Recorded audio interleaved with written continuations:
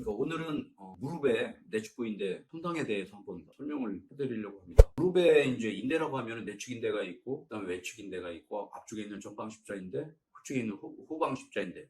이렇게 무릎은 4개의 인대에 의해서 안정성이 이제 유지가 되는 그런 관절이 되겠고, 무릎 관절 같은 경우에는 운동 범위가 크기 때문에 외상으로 인해서 인대가 파열이 될 가능성이 높은 관절이거든요. 이제 그 중에서도 제일 쉽게 먼저 다칠 수 있는 인대가 내측부 인대가 되겠습니다.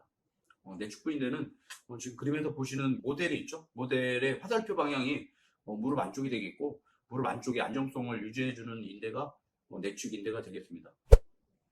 이 내측 인대는 주로 다치는 기전은 무릎 바깥쪽에서 외력에 의해서 무릎이 꺾이는 경우에 쉽게 다칠 수 있고요. 대표적으로 이제 우리나라 같은 경우에는 축구 손상인 경우에 내측부 인대가 다치고, 그거 이외에도 겨울철에 스키 손상으로 인해서 무릎이 벌어지면서 내측인대가 다치는 경우가 있습니다. 주로 이렇게 내측인대가 이제 다쳤다고 의심되는 환자들이 오게 되면은 인대 파열의 유무와 정도를 알기 위해서 우리가 검사를 하게 되는데, 가장 정확한 검사는 MRI 검사가 되겠지만, MRI 검사는 사실 파열 유무는 확인할 수가 있지만 불안정한 정도, 얼마나 이게 심하게 끊어졌는가 정도는 MR만 보고 판단하기에 조금 약간 무리가 좀 따르거든요. 그래서 저희 병원 같은 경우에는 부하 검사, 텔로스 장비를 이용한 부하 검사를 합니다.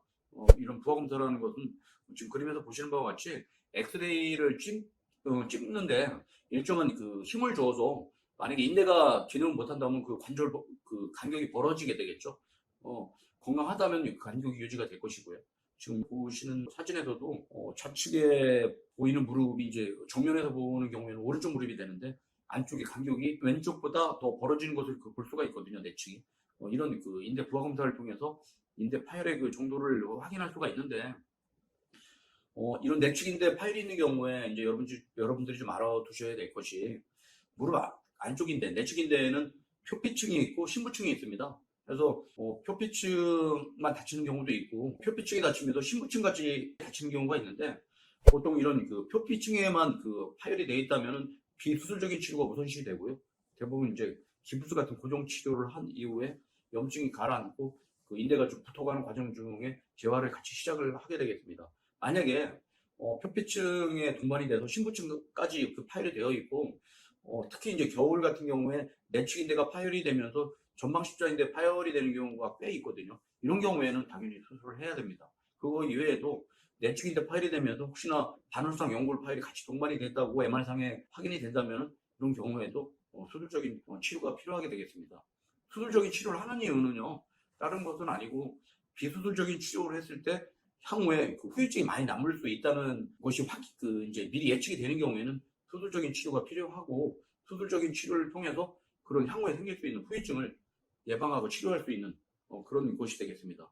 지금 그림에서 보시는 것은 저희가 실제 수술할 때 얼마나 내측인대가 끊어지고 파열이 되고 불안정한가 정도를 확인하는 것인데, 좌측 사진에 비해서 우측 사진에서 무릎이 많이 꺾이는 것을 볼 수가 있죠. 이런 경우에 신부증까지 저희가 파열이 됐다고 확인을 할 수가 있을 정도의 불안정성으로 보시면 될 것 같습니다.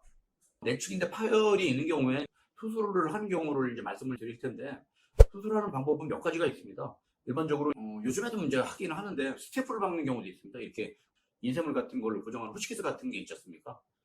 스테프를 이용하는 경우도 있는데, 사실 저 같은 경우는 그런 스테프를 이용한 수술은 하지 않습니다. 그 이유는 고정력이 좀 떨어지고 아무래도 불안정성의 후유증이 많이 남기 때문에 그렇습니다. 그거 이외에도 할 수 있는 방법이 직접 그 파열된 인대를 봉합을 하는 것인데, 이것 또한 저는 이렇게 선호하지 않는 것이, 아무래도 고정력이 좀 약하다 보니까 저희들은 이제 앵커를 이용한 그 수초 브릿지 봉합술을 이용하고 있는데, 사실 이런 수초 브릿지 봉합술은 어깨 회전근개 파열에서 봉합하는 방법에 주로 많이 사용이 되는 방법인데, 이것을 저희들이 무릎에 이제 인대 파열의 봉합에도 사용을 하고 있습니다.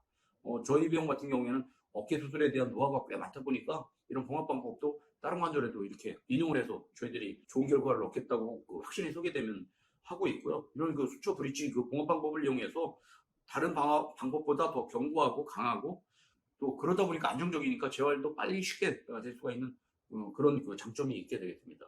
지금 보시는 것은 수술 전과 후에 MRI 사진을 보고 계신데요. 수술 전에는 화살표에 보이듯이 대퇴 측에서 인대가 파열이 돼서 인대와 뼈와 분리된 것을 볼 수가 있다면은, 우측 사진에서는 앵커를 이제 그 봉합을 위해서 2개를 받고 수초 브릿지 그 이용하기 위해 하나를 더 박아서 토탈 앵커를 3개 받게 되는데 앵커를 이용해서 봉합한 후에 안정적으로 인대가 유지가 되고 있는 것을 보고 계십니다. 오늘은 무릎의 내측인대 파열의 그 치료의 원칙과 방법에 대해서 소개를 해드렸습니다. 감사합니다.